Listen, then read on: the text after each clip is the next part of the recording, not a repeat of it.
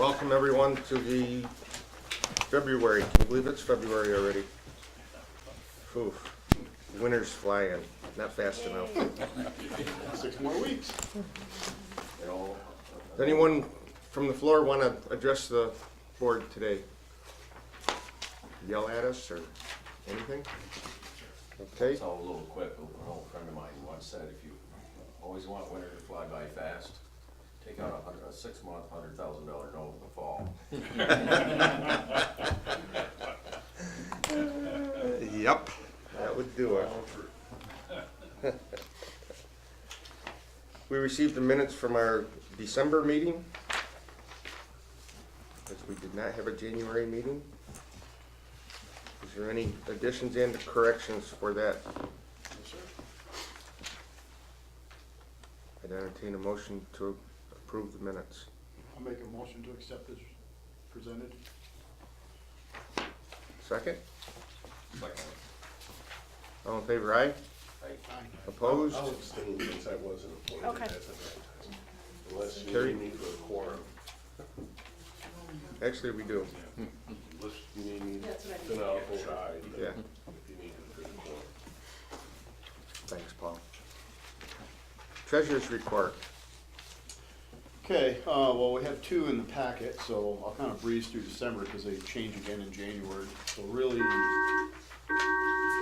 Forgive me, this is Jeremiah. He wants to listen into the process this morning. Jeremiah, good morning. Hello? Welcome aboard. We are just getting underway for the LDC meeting, so relax and listen and participate if you like. I appreciate it. I know we have that nice little telecom unit. I've never seen it used. Well, it's being demonstrated as we speak. And Rob was just about to get into the financials, so. morning, good morning, time. Jeremiah. Good morning, Jeremiah. So as I said, I'm gonna breeze through December because they change again in January, and that's more, has the more accurate information. So really on the income statement, expenses are reduced, but it's still projecting a loss. The operations for the marketing, manufacturing, and the ag program all seem to be on, excuse me, not ag program. Yeah, ag program all seem to be on target, and really most seem to be on budget or under budget. Nothing in the check register. Going over to the income statement on page 17. Again, I'm kind of going through this quickly because we'll spend some time on the January one, which is on page 17. So on this page, a couple things have modified since December. We have some additional income reported in the previous month, and we have some income that didn't get put into this month, so that's why there's about a $9,000, or excuse me, an $11,000 difference, which is that mostly the ag program previous month has made that change. The expenses are still down. It is a slight gain. The overall, if we stay at the current spend rate and keep expenses where they are, it's not going to take too many months to exceed budget. Sorry, I'm following my notes here poorly. The ag program on page 18, really nothing new to report. It seems to be on target based on 15,000 a month, which is higher than some of the months. That'll keep us right at budget, or right under budget roughly. On page 19, under the marketing program, again, about 23,000 a month would keep us right at budget. So that seems to be comfortably where these monthly expenses are coming in. So they seem to be staying on target. The manufacturing program, I'm going to skip over it. Page 21, the balance sheet. So if we look at cash in general, it's down 56,000 checking and savings. And then if we look at AR, it's up. means money coming in. So it's just a timing issue here. Total assets are down about 34,000. Total liabilities are down about 24,000, and this is from the previous statement of December. Again, just skipping through a lot of the checks, they all seem to be nothing abnormal. And where is, I think that might be the last of, yeah, that's the last of it, the loan stuff is in the LDC, so really nothing abnormal to report. Just have to continue to try to get more revenue to keep the expenses where they are, and should work itself out for the year. So really nothing abnormal to report on this statement.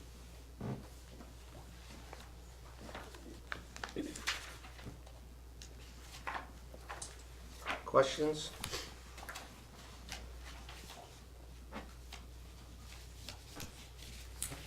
Entertain a motion to accept the treasurer's report. Second? All in favor, aye? Opposed? Carries. Loan review.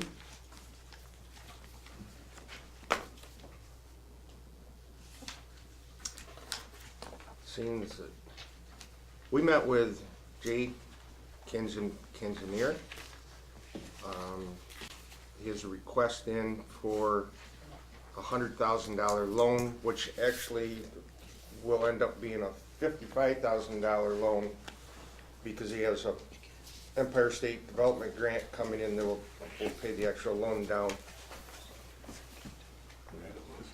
Jay's owns North Branch Farms, and he's looking to build a packing warehouse, a packing house, so that he can come in compliance with New York State and federal regulations that will allow him to continue to sell to some of the major shopping stores. Lyle's gone through this. His projections are there on page 31 for his sales and expenses. And the loan review felt that this would be a good help to the ag industry. He also says that at some point in time he might be helping some of the other local growers with certified packing for them. Lyle, do you have anything you want to add for us? No, we did a project through the IDA with Jay a couple of years ago, same type of a deal. He had a irrigation system and a high tunnel for growing raspberries. It worked out very well. It's solid, his numbers are good, it should be really no problem. And the certification is extremely important to Jay, and he can help the other farmers in packing their goods as long as the other farmers are field certified. So it's good for the food supply. One of the things that Lyle just mentioned that was brought up, it goes to the goal of the food hub as well, which is where we want to get other growers with some certifications that can't get all the way, which can be packaged under the proper certifications and then resold. So that was kind of an important aspect as well, kind of under the ag side of our development. David, might be also worth mentioning again for our new members that this type of value-added agriculture fits very nicely in what the board has determined will be two major areas, major sectors in the economy that can and should be expanded. One would be value-added agriculture, the other would be alternative energies. And these two sectors seem to have the greatest potential for development, and this kind of fits within that framework. Can I ask you a question?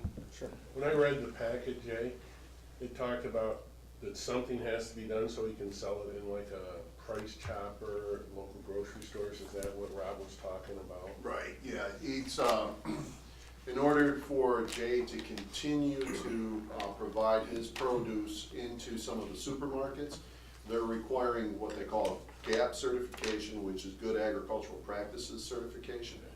What they're starting to run into with the new FSMA, which is Food Safety Management Act or something like that, don't quote me on that, Marcus. They have to go through certain processes to make sure that the produce has been cleaned and processed correctly. And so that's what this facility does for Jay.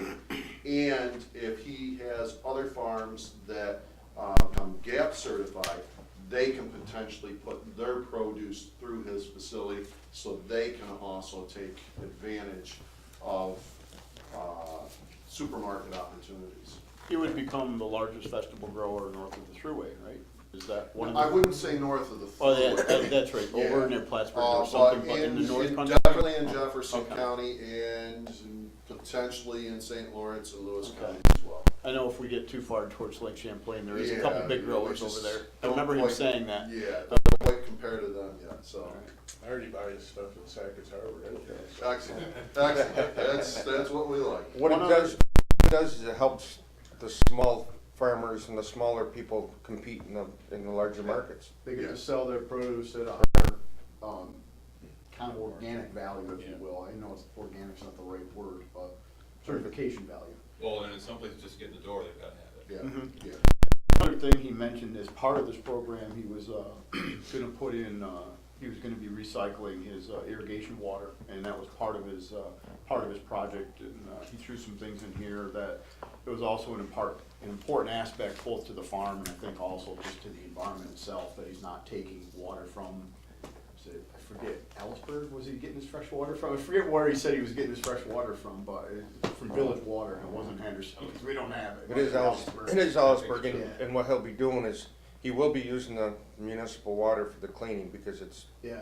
certified But water. He did say he was gonna try to recycle. And then he will recycle that and use it, within his irrigation and like that. I It's not remember just that, dump. that sounded very interesting. From my observation, one of the things driving this is food and drugs endeavors to become a major player in the food safety issue, from production to retail. And it's been driven partly from foodborne illnesses that have occurred over the years. It's added a whole another layer to the processing certification, and Jay's ran into it head on. There's movement underway now in Washington to pull FDA, Food and Drug, out of this process and get it back over into USDA and more local health, public health. That they're getting way too heavy-handed in this whole regulatory field, and it's a duplication of services. So we run into it with food business, and Jay's run into it with his packing house. The packing house is good for serving the local market, but a lot of what's driving it is that excessive regulation coming out of Washington that hopefully, if they get it out of food and drug back into more logical federal agency, it'll stop the duplication and help things. There was one additional element too, and I was gonna suggest modification to the resolution, so I'll bring it up. Besides the packing house, he's putting in cold storage.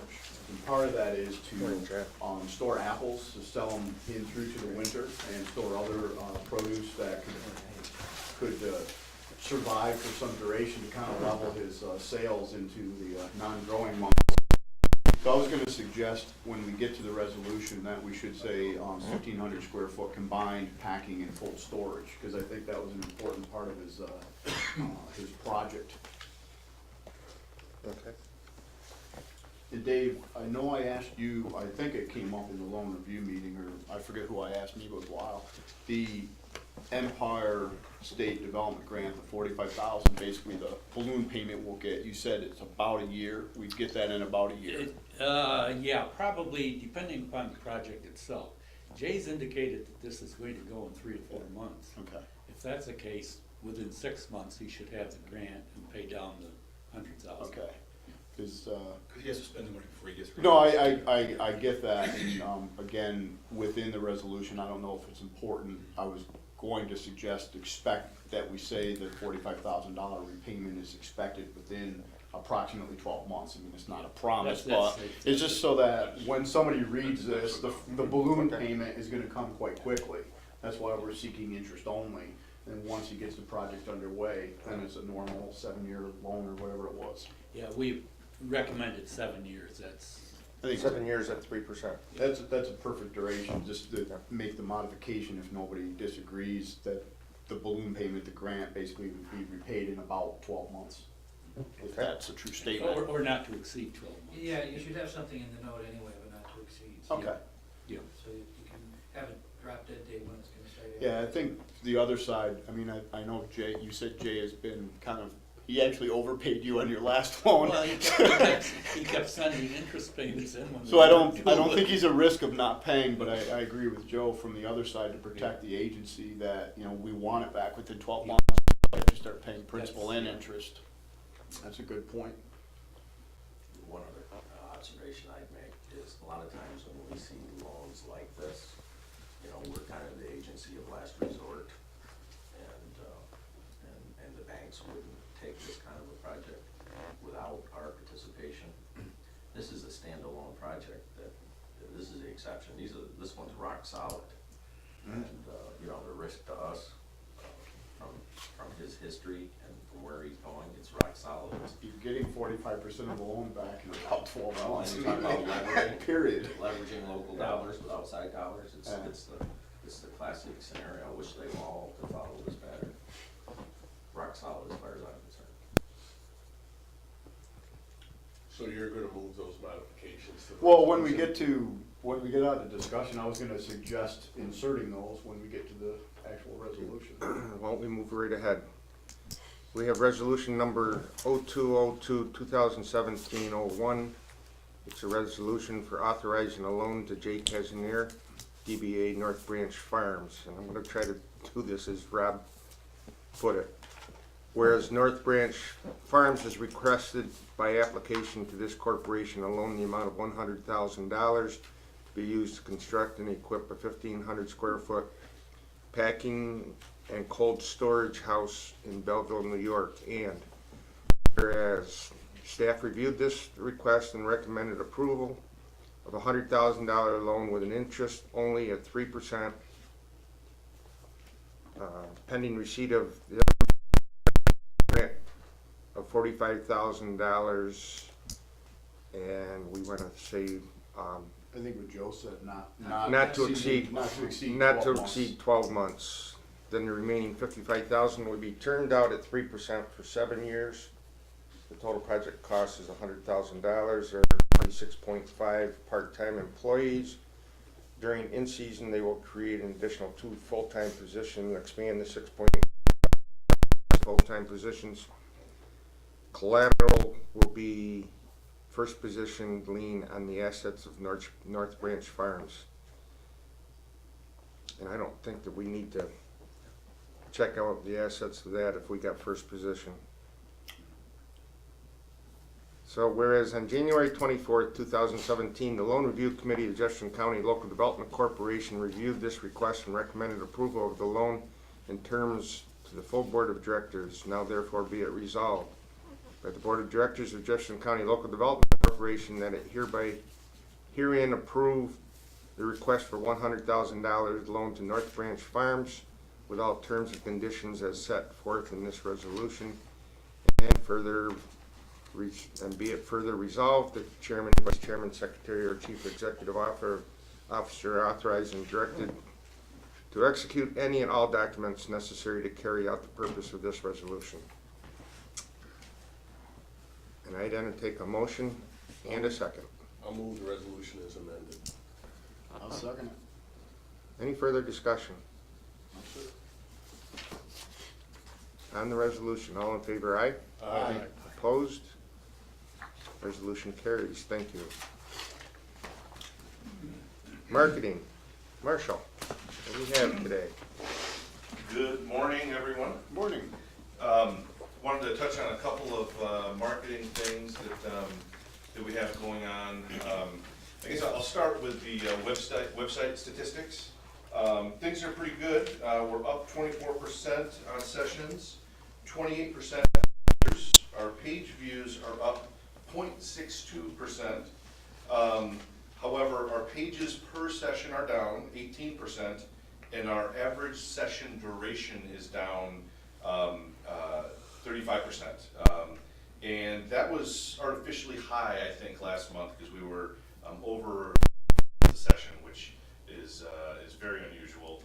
Our Russian hackers number is down substantially from, I think we had close to 40 last month, and I think we had 8 Russian hackers. Marshall, could it also be that people are now more comfortable with the website since it's been revised, they know where to go? So it's just quicker go through? I hope that's the case, although I would like to see people, just enjoying the website, as much as I want. But not at work.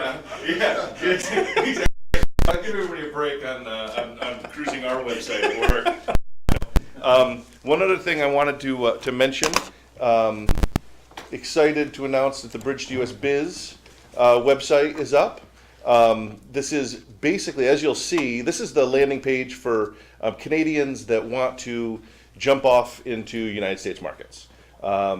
And you'll see that it is basically the same as our website, and that is by design. Same company designed it. We're just very pleased, and we have another part that is in support of the new website. So we've got a number of, we're doing digital marketing almost exclusively. We've done a couple of print advertisements where they've been appropriate. But one of which that we're psyched about is the retargeting campaign. I talked a little bit about it the meeting before last. Time Warner has a program where, I don't know if you guys have experienced it, I'm sure, where you type in socks on Amazon and then you start getting advertisements throughout while you're online, you start getting advertisements for socks and all this stuff. So if someone types in, for instance, New York State Economic Development, New York Business, there's about 250 different tags into a Google, Bing browser. Our website banner ad will start showing up and following them around. Now, the only thing that's a little bit touchy with it, and you have to make sure that you don't go overboard, because you can start expending banner ads for somebody that typed in Jefferson County and they're looking for information on Dry Hill, and so you have to be. It's a little bit, it's almost scary because you can kind of run through your impressions quickly, but we're excited about that approach, and that's something that the Marketing Council, specifically the Thousand Islands Tourism Council, Gary DeYoung is on our program, and he has seen some positive gains for that. It's a little different, obviously, with tourism, because someone types in St. Lawrence River hotels, that's different than someone that's looking to locate a business here. But we do think that we should give it a try, and we are excited about that program. Do you have any questions? Yeah, as someone who's far from being a computer neophyte, what's the difference between JCLDC.net and JCLDC.com? Nothing. They go to the same spot. No, And we don't go to the same spot, because when I was looking to review the UTEP, if you went to net, it was really a struggle to get to the proposed UTEP, where when you go to JCLDC.com, it's right on the front page. So. Okay, I will, let me just look at that, because it's not supposed to, and we're also supposed to have growwithjeffersoncounty.com is also supposed to go to that URL. So I don't know, Yeah, well, I'll check at home maybe in something with my browser, but, years ago, it just started at JCID.net, didn't it? yeah, it did. And so I go right back there, being around too long. There's nothing fine, so I tried .com and it works, so. Yeah, we'll check that out. I don't know, Dave, if you wanna hop on that, just to make sure that that's fine. Want to talk a little bit about Euromarket, which is our consultants that are focusing on Western Europe. We currently have 9 leads, and that hasn't changed in the last couple of months. 5 are good leads, meaning when I see that our assets could fit in their business model. 3 of them are excellent. We've had some discussion back and forth, but 2 are what I would consider hot. One of which we've had 4 different phone calls, and they have, now this is a totally meaningless statement, but they told us that we're their first location in the United States that they're looking at. Now, they're doing a testing of their products in the US right now, or they're beginning that process. This is going to be this is a multi-year process to get these people here, but we're really, really pleased.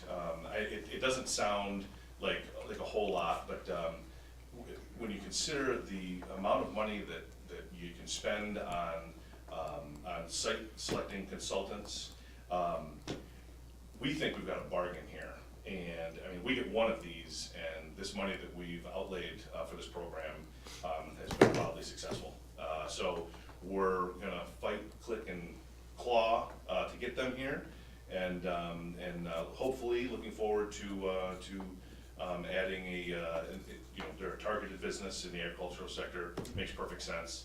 I don't know if Jay, there's another one that Jay might want to touch on briefly, but we're really happy about that so far. And we had a phone call with them this morning, or not this morning, earlier in the week. So we're very pleased. And we're gonna have they're gonna be meeting with our site selecting consultants in March in Germany. A question for you. Sure. And I apologize, I didn't look at your bridge to the US site yet. Yeah. But does it make it abundantly clear Canadian companies can get into this Euro marketing thing? Canadian companies. That's a bridge for Canadian companies to locate here. Yes, it is. They should also maybe know they can reach to Europe by Yes. locating here? Is it crystal Well- clear on the site that there's a, We're kind of looking at that the opposite way. okay? Because the Euro market is just for the outreach to European companies. Okay. Well, part of our sell is that we can jump you off to Canada easily. The whole Canadian marketing initiative is separate from the Euro market. Okay. They're not doing outreach to Canadian companies. We're doing that in-house. So there's no potential Canadian company locating here to be a supply chain to a European company that would locate here so they can sell products back outside? I'm just thinking this Sure. more obtusely. I think that that is something, that's one of our selling points. Okay. That they will be able to do that. We're looking at Canadian, Canada being an asset to, because of our proximity, and I don't care if it's supply chain or market, for this European company to sell into. I mean, Montreal, Toronto, we got the fastest bridge crossing. From Detroit. Yeah, From I think Detroit. Canadian have been a pretty direct, just as ours, So to Europe. you're looking at it very So more this- compartmentalized, So US and for Canada. Canada, it's really more, there's not really anything, they don't really reach Europe any easier by coming here, but it's to get into the US market, if they have to deal with contracts made in US, or meet certain requirements for satisfying. But I guess I'm not thinking about reaching Europe more quickly. I think if this is a less expensive, more efficient building area, because Canada has different tax and environmental regulations than what we do. We have different workforces, so. I That's mean- part of the marketing here. Okay. So when we're marketing Canada, the access to the US market, then we're also talking about the fact that we got, particularly with our 3 counties, Jefferson, St. Lawrence, and Franklin, access to the Preservation Power Program to the Eastern County, where it's almost 50% discount on power.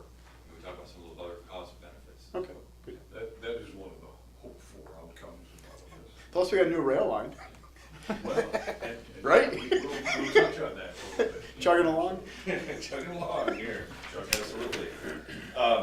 If anybody has any questions, obviously, about anything I'm talking about, please send me an email, give me a call, and we can talk about it. Marshall, one quick one. Sure. Just keep my head wrapped around this as we move forward. The initial contract with this company was it a 12-month? It was a 6-month, originally.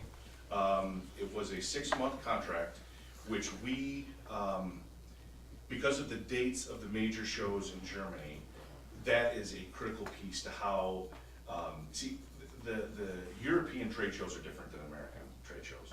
They go to trade shows to do business. We go to trade shows, it seems like, to entertain and to, they might try to sell product. But Jay and I have visited trade shows and, you know, as an effort to say, hey, there's some European companies here that are in the agriculture sector. You know, we have assets that can work for you, and we can't even get past a salesperson. And they're basically like, okay, do you want to buy a robotic milker? And we're like, no. And they're like, okay, scram. You know, I mean, they're not really helpful about getting us in touch with decision makers on site selection, which I get. I mean, that's what they're there to write business. So we had to extend the program, not from a dollar perspective, but we basically told the Euromarket to not necessarily suspend isn't the right word, but don't focus on us in September right now, and really in October. So let's do the project, so we're leading up to the shows.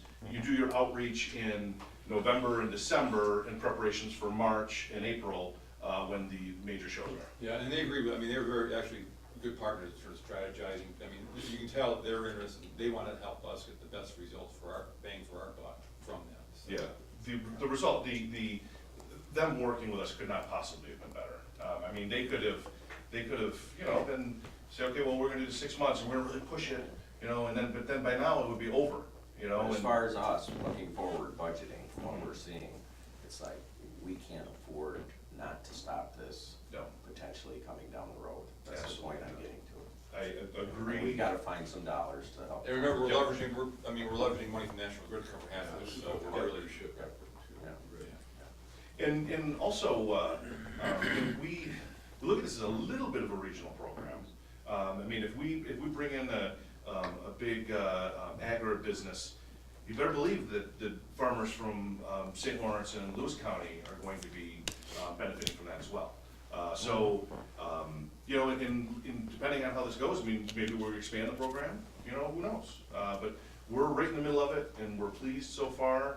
And you know, even just one of these businesses coming here makes this a big win for us. So when you consider how expensive this stuff can be and kind of what we got it for, we're pretty pleased. So. Can I just underscore one thing too, Mark? These typically are long-term investments.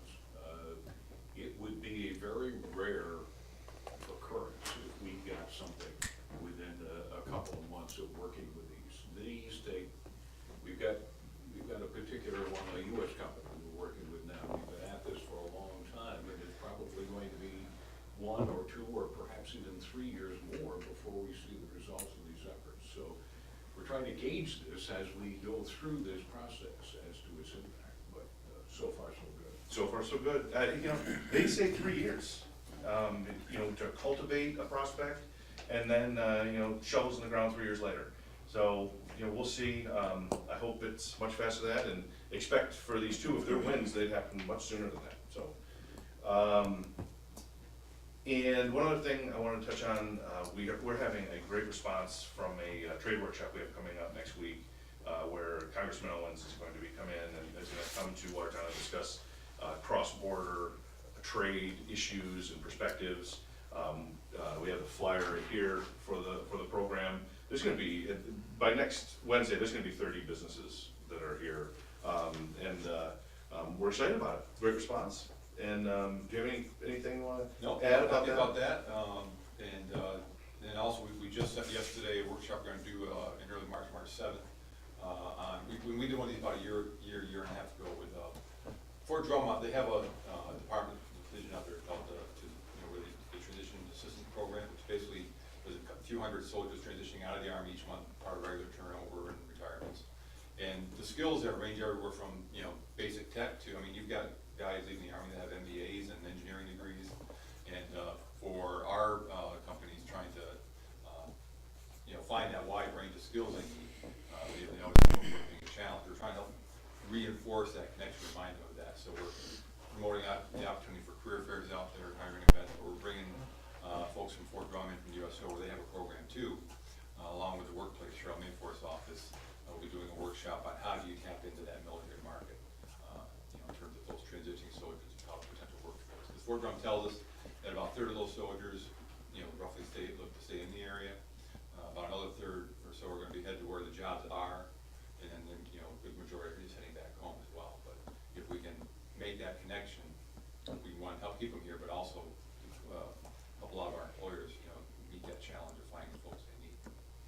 So much of, we just got back from the New York State Economic Winter Meeting, and so much of what they, we hear from other counties, and, and we know, I mean, it's two things. It's infrastructure and workforce, and that is really the bottom line. I mean, that's why we're working so hard with, for the Airport Business Park, and infrastructure leading to that. Those are just really the two critical pieces. Yeah, you might be able to woo a business, and then they look closely at your workforce things, and it just doesn't fit. And so then you're just pushed right off the thing. So we're working hard to for the workforce side and the infrastructure side. Our spring meeting, maybe the theme of that being infrastructure, which is just so critical. So, anybody else has any questions or anything? Let me know. And I did pull up IDA.net on the phone and the tablet when it came up. Check it on. Dave, the only question for you, when you were talking about involving the unions as well, besides local businesses? Yeah, they get it, but yeah. Okay. It's a similar thing about transitioning people that want to stay in skilled business skills. We routinely work with IBEW here locally. Actually, Tom, are you on that list when we're doing those workshops? I know we are on our list for. Yeah, we've been trying to. Yeah, you I'll can give you the give information. We also have the Homeless to Heartland program. Yeah, Okay. but when we're doing like the Fort Drums, do you get flyers? do you get the flyers? On that? We have to add you to that list too. And we add me to that list. I will. Are there, because there's other unions that are, I think, more located in Syracuse and stuff like that as well. Yeah, yeah, well, we even sent it down to folks down in Syracuse, hey, you Okay. want to send this, I mean, we sent this to neighboring counties. Okay. I mean, Fort Drum, just so you know too, again, we're also many times, we're looking beyond our own borders in terms Sure. of realizing the regional significance of this stuff, so, we're sharing this with Lewis and St. Lawrence County, even we had some folks from Plattsburgh, we had a meeting with all these, USO, Transition Assistance Program, Garrison Command Office, and, our counterparts in Lewis County. Yeah. And we had some folks from Plattsburgh there as well, so they could kind of tap into that, because they've got some companies coming in. Sure. They need that kind of workforce as well. And if you don't mind checking that, like bricklayers, operating engineers, IBEW, they're on the list as well. Absolutely. And thank you to Watertown Daily Times for writing an article about it as well. It wasn't Marcus, I was told. I sent him an email about it. Trailing off what Marshall said, that one of the lessons we quickly learned is that the incentives we provide, incentive devices that are afforded us through the IDA, are really more icing on the cake when you get right down to it. It allows, those incentives allow us to remain competitive with other areas, but the real issues are the things that Marshall talked about. Workforce, can we provide that at what level, and infrastructure. Those are, key elements. And so we're working hard in a number of different areas to try to advance those. Dave and I made a presentation last week to the superintendents of schools from the county to try to encourage them to adopt more programs that actually have transferable skills. Not an easy thing to do. IEC is looking at a new entrepreneurial course, and we're helping with that. Workforce is one of those critical areas, and it's not just for attraction, but it's also to maintain our current level of employment, so critical. Interesting statistic I heard from Extension, who's kind of dovetailing in the same program, more for agriculture. Oh, yeah, there's a program that's the, I forget what it's called, but yeah, basically farmers and, Right. getting soldiers into farming. Right. Workforce. Yeah. This interesting statistic was, you think about it, it makes perfect sense, but I had 5,000 soldiers a year are cycling out of the Army. That's a huge gathering point for labor force, We get 17% of them. We're the second highest in retaining retired soldiers behind, I think it was Fort Hood, where people come here and they'd like to stay if they can. And then We're also the highest in the state, another kind of interesting statistic, the highest in the state, and this might be a little semantics like everything is, but the highest in the state of county with some college. Now, you tell me if that works good for agribusiness manufacturing. I mean, this is just perfect for that. Good stuff. So, What drives us crazy in the development business, that 17%, if that's an accurate number, we believe could easily be expanded to a much greater number if we had the opportunities that these folks coming out could take advantage of. And so we're doing our level best to try to marry the spousal workforce and the retiree workforce with jobs and the potential for improved jobs in the community. And working with Garrison out there trying to figure out a way to do this better. So. You know, I saw an interesting thing when I was in Europe last fall, visiting a manufacturing company. And they talk about the same things, you know, workforce and developing skilled workforces. What they've done, which I thought was very interesting, this is a manufacturing company that builds dairy equipment and stuff. They have a small area in their building where they bring in, they set it up to work with high schools. 14 to 17-year-old kids come in and start learning the trade of electronics, of programming, of manufacturing, and it's actual an intern program, a 3-year deal. That when they come out, you know, businesses accept that as a training program to hire these people, and they come in at these, you know, entry level. You know, they don't know much of anything, but by the time they're 17 or by the time they're in their 3rd year, they're building stuff that this company is selling on the market. And that's the kind of thinking I think we have to get into to get development of these skilled type positions. Well, also, that's why we put such emphasis, I mean, when you talk to our local manufacturers, they're concerned, you know, 5 years, that span, they're saying, losing that skilled but aging baby boomer workforce they have.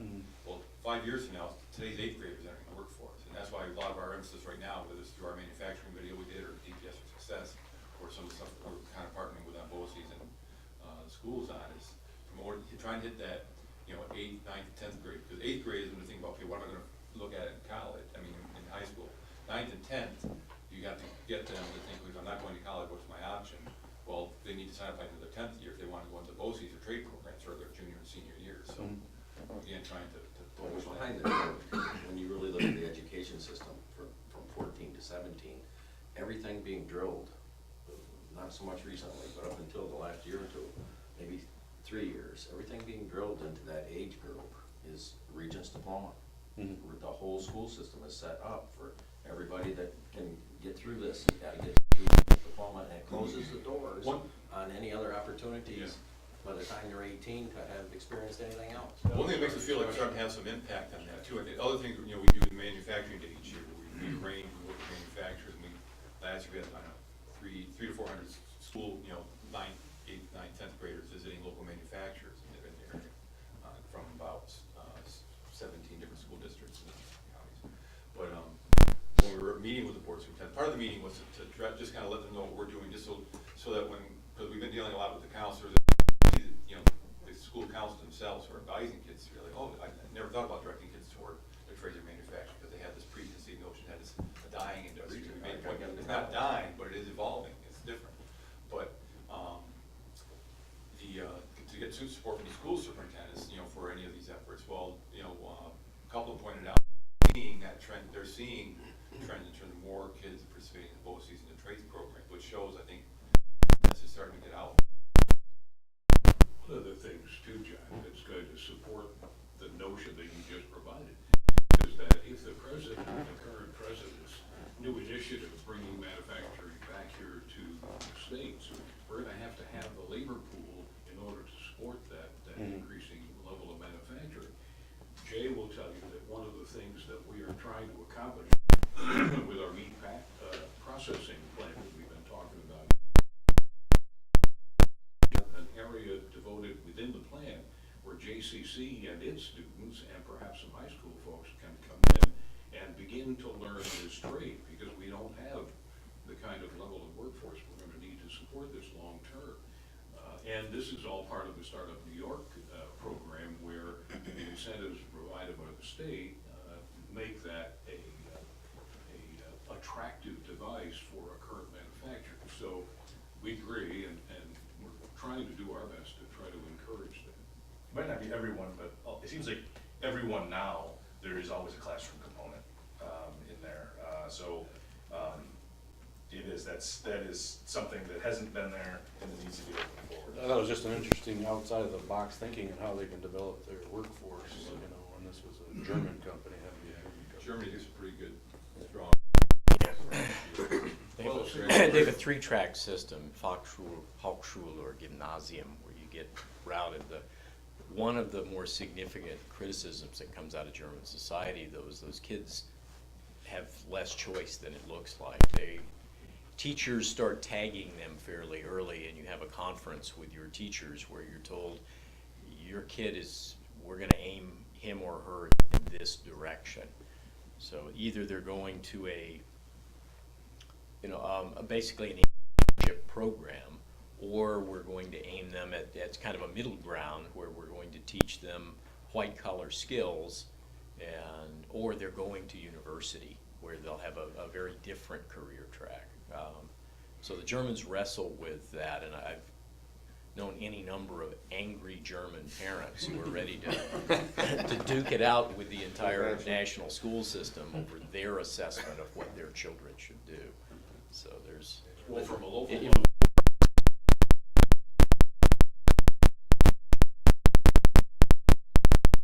But Spain is the same way. I mean, even in a lot of the communist, the former communist states, that same system kind of applied. It's pretty widespread even outside of Germany, wouldn't you say? Generally are variations on that theme. In a lot of cases with other European countries, they really learned the trick from the Germans. They watched who have been eating their lunch economically for a long time, so their attempts to do that. I know the former Soviet Union is trying to deal with a system where everyone goes to university. Enormous number of universities, and in many cases, every major factory had a university attached to train its people. So you still run into the Russian University of Tractor Management or something like that, and those guys are all trying to figure out how to survive the 21st century. But yeah, I think Europe in general has had some success with those kinds of programs, but they are now being challenged by their citizens who also want more choice about what happens to their children. we've been having some discussions with Steve at BOCES as well. BOCES has heretofore been considered a secondary choice. You know, parents, young people say, gotta get that college education, gotta get that degree. But now we're looking at the costs of that activity, which is accelerating. We're, $100,000 or $150,000 in debt some of these kids come out of school with. So developing the trades, and we're working with folks like IBW and others, as those trades become more important and more recognized as a viable alternative for a good future in the workforce. So we got to do our best as a community to try to encourage at least that as a good option. It's not a secondary option, but a decent one. Good discussion. Thanks, Marshall. Thank you. I'm not even gonna let Jay talk. Marshall used his time. Sorry. Just kidding, Jay. I yield Jay- to Jay has given us Start the clock. his report in writing. Yes, you have most of my report, report. Thank you, Chairman. Just want to point out an interesting thing that I observed as people were walking into the room this morning. Back in 1998, there was an Agriculture and Natural Resources Conference that ended up resulting in the creation of my position, Jefferson County Ag Coordinator. I've been in this position since December of 2000. It's funny how things have come full circle because there are now, I believe, four. Dave, I don't remember, were you involved in that end of things back in 98 to 2000?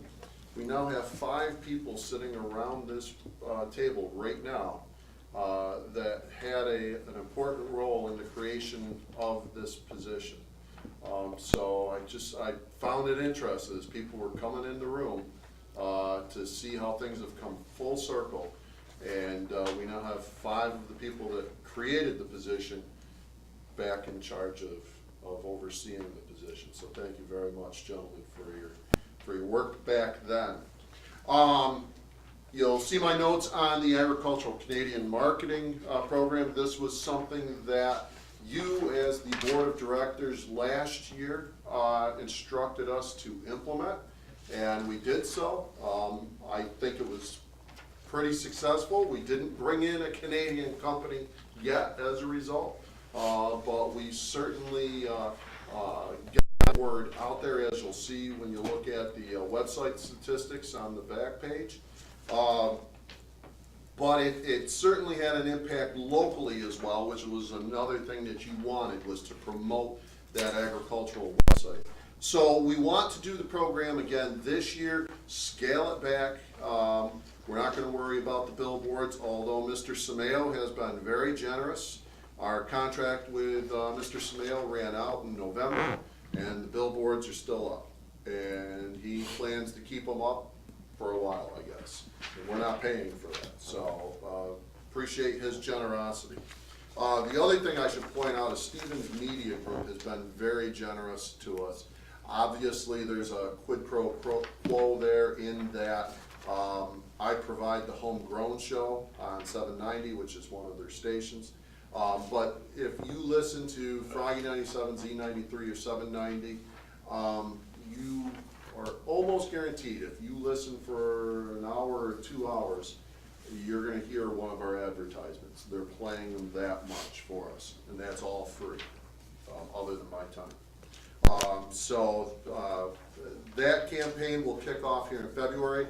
As Marshall was talking about, we are making it more targeted in that we are identifying keywords to try and reach a specific audience this time. So excited to move that along.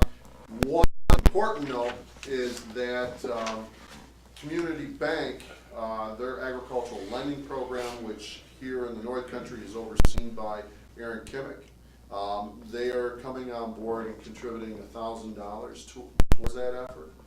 So I think that's kind of nice that we're leveraging private dollars like that to help us reach out to both the Canadian market and educate our local folks about the website and opportunities to locate here.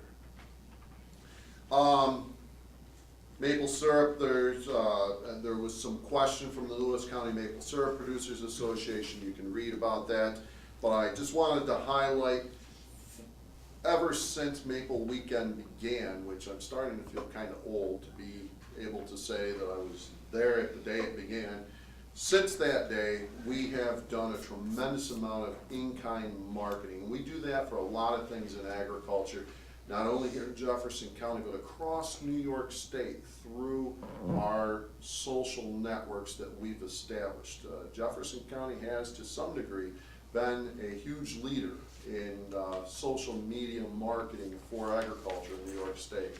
Our networks help get the word out about a lot of things going on in New York State in agriculture. And we've been able to do that to assist Maple Weekend. Meat processing project. What I can say is that we have made some pretty good progress here recently. Mike is looking at a particular site, and I can't say much more than that, other than we are much more optimistic than we were 2 weeks ago. Hopefully that tells the message. I just met with a specialist from Harvest, New York, out of Cornell University, who is their meat processing specialist. One of the things they were talking about is what you just had a conversation about, trying to get high school students involved in the meat processing industry. And as Don indicated, within the plan, we still have the design for a classroom/laboratory space. And we had conversations with JCC. They are still interested, and we had interest from BOCES as well. We think that's going to be even more enhanced here soon. So we're pretty excited about that. Jay, before that can move beyond where it's at, would you say that the feasibility study's got to take place? Oh, yeah, we don't have. Nothing's gonna happen until that Right, we feasibility. don't have any intention of moving the meat processing plant along without that feasibility study, especially now that it's going to be in a different location. So, yeah, that feasibility study needs to happen. We currently are trying to find, the matching funding. Mike has indicated he originally intended to provide the match amount of investment he already has in, if we can help find a match to the USDA grant that we obtained for that. And we think we've found the company to do that, and we met with them. I would consider them the premier company to do the type of evaluation we're looking at, which you're absolutely right. We couldn't or wouldn't move it without that kind of background. And every year, I mean, you can apply for and reapply, and doors open that would fit potential funding sources for that feasibility study. That's always a good thing, but we have to recognize things change from year to year. And I'll go down to, you can read the rest of the report. I want to point out on website marketing, I provided both the numbers, and I was kind of interested because I hadn't talked to Marshall ahead of time. Our numbers were interesting for this past month. You can see those there. I think it was a lot of hackers coming in as well, because our average amount of time spent on the website dropped down significantly for January. There's an indication it's just people bouncing off the website to go elsewhere.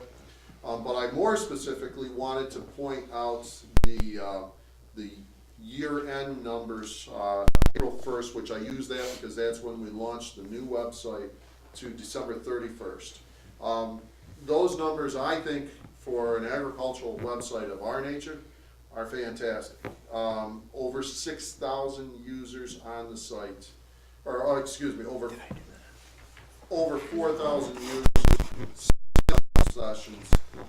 More importantly, the multiple pages that are being visited, 3.59 for every visit on average. So that's good usage for a website.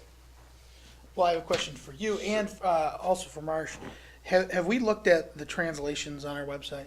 Are they written in such a way that Google will translate them well? Yes. Totally. Okay. Well, yes. Especially for these areas in Europe that we're looking to We get them actually hooked. use the folks from Euromarket. Oh, good.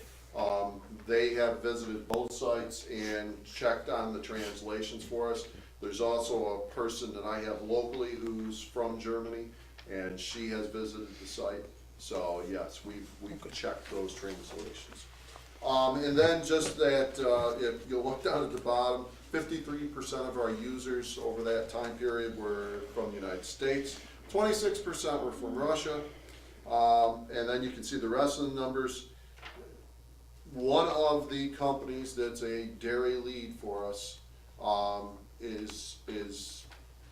visited the site and used 5 pages of the site. So that shows me there's a strong interest there, and that the site didn't scare them away, which is always a good thing. So, any questions on my report? You don't wanna talk about Tilly's radishes?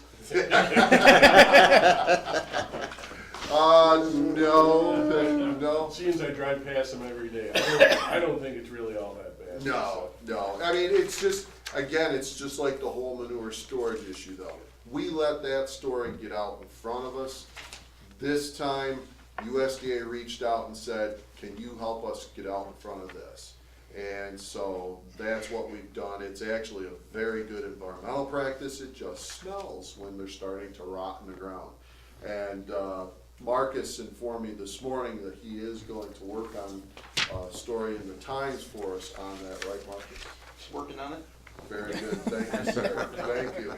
Not to put any pressure on you, but yeah, so. I got the good go from my editor, so. Perfect, yeah, it's an important story for us. it helps smooth the way for folks to understand what's going on in agriculture so that we don't run into our manure storage issues. Thanks, Jay. Thank you. Unfinished business. Just a couple of quick notes, Mr. Chairman, something that both Jay and Marshall had mentioned, and that's hackers. To let you know that the agency is working now on a plan to secure our data much more effectively than we've done in the past. We, as you well know, we hold a lot of financial data for many companies in Jefferson County and the area, and we want to make sure that that information is not readily available to somebody who shouldn't have it. And so we're working on that. We should be able to unveil that to the board next month. At least that is my plan. Is that going to involve encryption? I'm sorry? Is that going to involve encryption? It may. I honestly don't know what the recommendations, we don't want to make it too formal so that it's difficult to use as a practical matter. You can go overboard because we're not in, providing national defense secrets or anything like that. But there's just people who want to poke around, and we just want to make it more difficult for them to poke around. So what the encryption level will be to be determined. One other thing, Mr. Chairman, in months past, the board has talked about doing something more physical relative to the activities that this board has taken on for various companies. For example, we just did some loans and work with Current Applications, George Anderson, if you remember. So we have scheduled our meeting next month at Current Applications, and George will tour us through the plant. We'll have an opportunity to meet with some of the people on his staff and so on, and get a first-hand look at what your activities with respect to George has resulted in. And it would be my plan, unless you disagree with this, we'll skip a month so that we'll be back here the following month, and then off on, I think it's May 2nd, if I'm not, May 4th, we'll be going to New York Air Break. I just talked to Mike Hawthorne. He turns out he's in Australia this morning, but he's agreed to host the board on the 4th of May, so we'll conduct our meetings there. And obviously, we'll be getting a lot of notification out to you with directions if needed and all that as we get a little bit closer. But we wanted you to see firsthand the results of the activities that you folks participated in. Nice. Counselor? I don't have any. Nothing? Under our new business, we had a couple meetings canceled this year because of snow and weather. And board member Demondo has asked if we could have a formalized cancellation policy. I guess Ben's taking a swipe at trying to put a policy together, basically tying it in with the school systems, that if the school system is delayed or closed, rather than someone trying to come in, because we got folks that come in from all over the county, and so, and I throw this out. The delay to me would be a tough one, because I know that many of us, we schedule this meeting at 8 o'clock in the morning, so we can come in here and go right on to our normal business after that.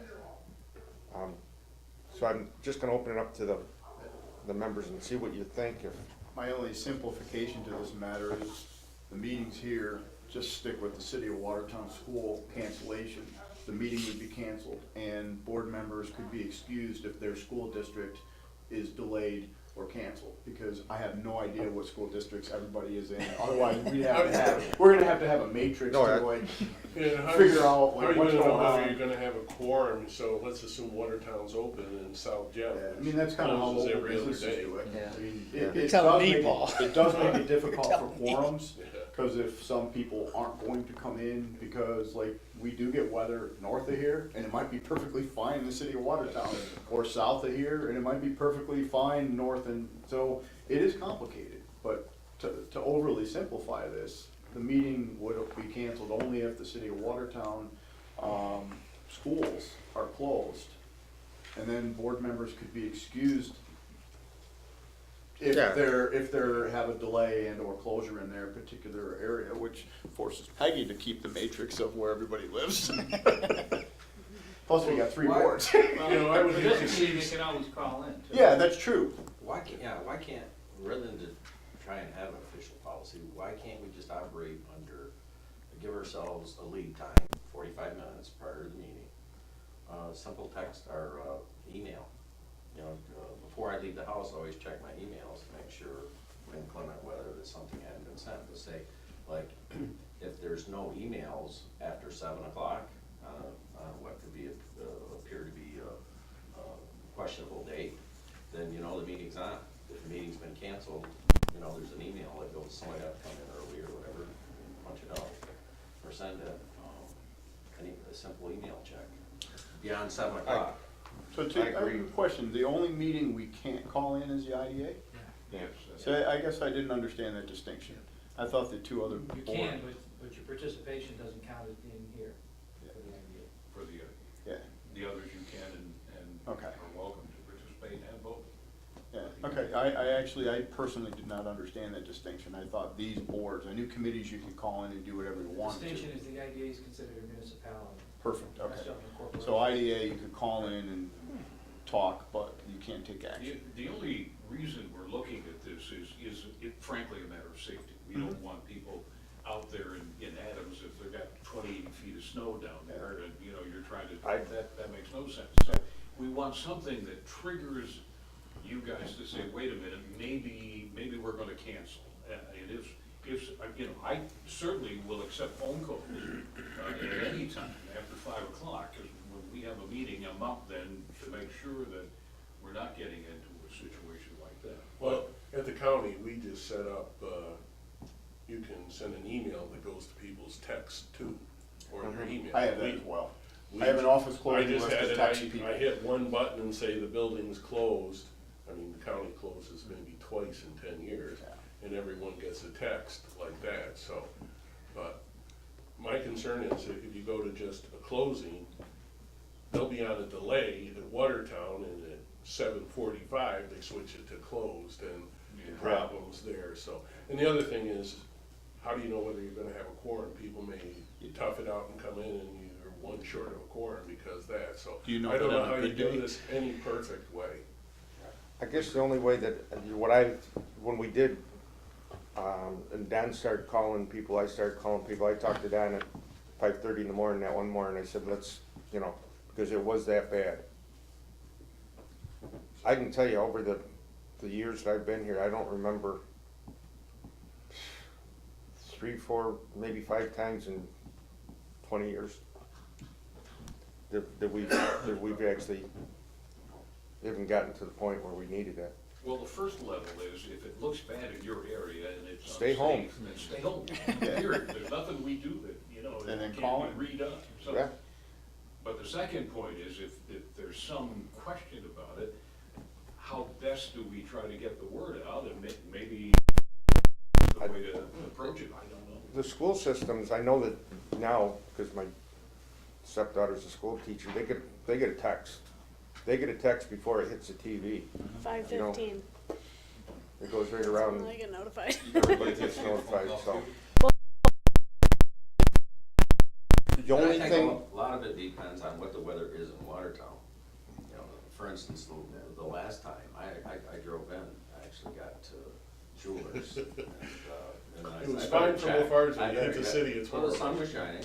Bradley Yeah. Street, coming in out of Bradley Street, oh wow, they got 6 inches of snow last night. It was snowing lightly. Once I turned on, off from Bradley Street and headed this way toward the school, Schuler's, it's like, holy mackerel. Yeah. They had a foot and a half of snow on this side that they didn't have 5 blocks over. Yeah, it was like a wall. And that day, north of the city was terrible too, Yeah. because I had to drive to Ottawa, and it was the worst drive I've ever had, Yeah. period. We're just we're trying to be safe here, because I don't know, you know, feel free to call, you know, I guess if there's a question, feel free to call my cell phone. It'll be at any time, and I'll be, to the extent that I can tell you, because Dave may say, Jesus, this is a terrible time, forget it. If we may have multiple people calling in, you said you have the capabilities of doing it, but you have to set it up ahead of time. So is that something you should let all the board members know, this bridge phone number, or is this something you have to set up? Well, Can it be set up remotely? good question.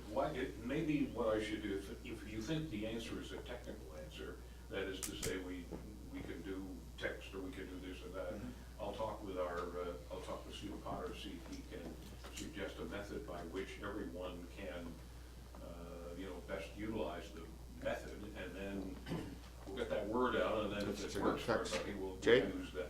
The call-in, the call-in is the number we have, I mean, we don't need to set up as the number we have. Okay, so I mean, you can publish We that. send that, we give it to you. Because that was a question we had the other day. When I called in, you thought someone else might have called in, and you were like, well, I think it was Don Demanda.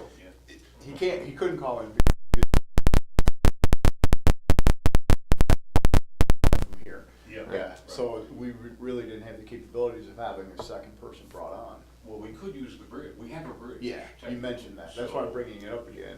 And I guess the most important question is, if you have multiple people calling in, the meeting actually has to be conducted from here so the public can participate through this boardroom and through the video site. So there'd have to be a physical person present here for the meeting to even ever have to go forward. I can tell you from my standpoint, and I'll be right with you. If we cancel the meeting, I'm always gonna notify the local media, because the TV station, because we are an open board, and I wouldn't want the public trying to come in here for a meeting. We might all know that there's no meeting, but at least we gotta put it out there enough that they know that too. Jay? If I could make a recommendation to the board, I operate a Boy Scout troop that has scouts from multiple school districts around the county. Our policy is we don't go by the school districts because it just doesn't work.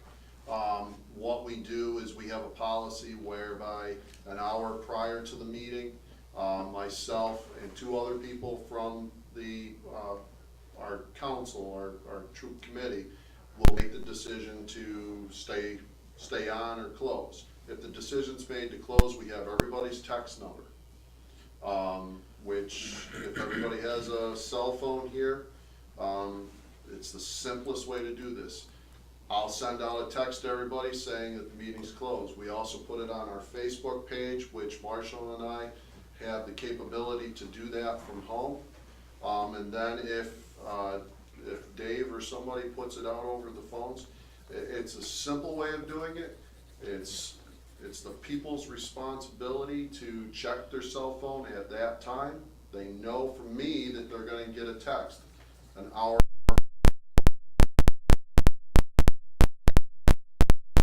Public know that the meeting's canceled. It keeps it pretty simple. I nominate Don as the weather miser. He can make the decision. Well, I think actually he could set up the group text right from his phone, but at any point in time, while I'm chairman anyways, I would be calling Don and say, hey, what do you think? Two of us make that decision, and Yeah. He would make the call. You're coming from different directions too, right, basically? Right. So you get a better perspective of what the county looks like. Okay, we'll put something together and get it in front of the board, That's fine. see what you guys think, and kind of go from there. anything else for the LDC? Just to let you know, we did submit, as you know, each year we've been applying successfully for funding to provide a safety training program for local employers. We have about 300 or 400 folks a year take advantage of that. We just submitted a grant to continue that series from 2017 to 2018. Should hear on that probably mid-May. Great. Motion to adjourn. Second? All in favor, aye? Hi. We stand adjourned. Thank you. I will call to order